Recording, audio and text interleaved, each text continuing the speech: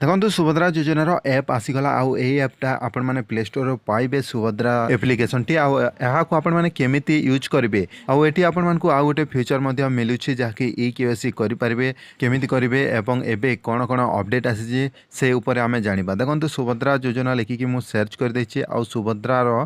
Play store रे मिल जाछि Subhadra application आउ मु एटा को इंस्टॉल करनोछि। इंस्टॉल करिकि आपण मानकु देखौछि जे जाकि सुभद्रा योजना रे केमिति आपण माने लॉगिन करिवे ना सीएससी वाले जदि सेमानकर लॉगिन आसुची ताहले आपण निजे निज मोबाइल रे केमिति आपण माने लॉगिन करि परिबे एवं ई केवाईसी करि परिबे ता मध्ये आपण मानकु लास्ट रे कहबे। तो एठी आपण मानकु सुभद्रा योजना रो गुटे खुशी खबर जे सुभद्रा योजना आपण मानकु गुटे ऐप मध्ये सॉफ्टवेयर मध्ये नै कि आसीची आउ एठी आपण मानकु सर्वप्रथम जेमिति कि ई केवाईसी प्रॉब्लम रहतिला सेति पई समस्त निजे निजेर ई केवाईसी करि परिबे। एबे एहा गोटे बड़ दुख खबर जे जहा कि सुभद्रा योजना रो एहा एही ऐप रे आपण माने लॉगिन करि परिबेनी। एबे सीएससी आउ एमएसके लॉगिन करि परिबे तेबे सीएससी वाले एहाकु लॉगिन करि परिबे आउ जदि साधारण यूजर जदि लॉगिन करंती ताहले केमिति इंटरफेस हेबो देखंतु यूजर कंसेंट एठी आपण मानकु ओटीपी देवाकू पड़ो ई केवाईसी पई एठी टिक चिन्ह मारिकी process to verify e KYC रे मारिबाकू हेबो जेमिति आपनकू ए फीचर आगामी दिन रे देखिबाकू मिलिबो।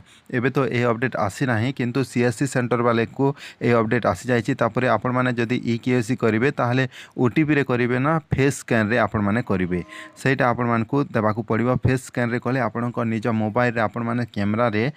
केवाईसी करि परिबे निज ऑथेंटिकेशन हेबो आउ ओटीपी देले मध्य मोबाइल नंबर लिंक थिले ओटीपी करिवे तेबे सेमानकर लॉगिन हेबो तापरे ए सबु ई केवाईसी रो प्रोसेस आसीबो आउ सीएससी सेंटर जिबाकू पड़िबो नाही आगामी अपडेट रे एबे हो नाही एटा गोटे बड़ बैड न्यूज आउ किछि दिन परे एटा मध्य अपडेट आसीबो। आउ फेस ऑथेंटिकेशन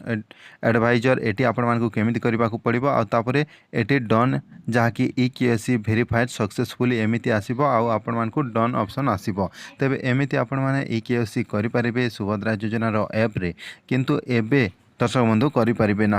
आउ आपणकर जमीक एभली आपणकर यूजर आईडी आसीज लॉगआउट करें आप लॉगिन करें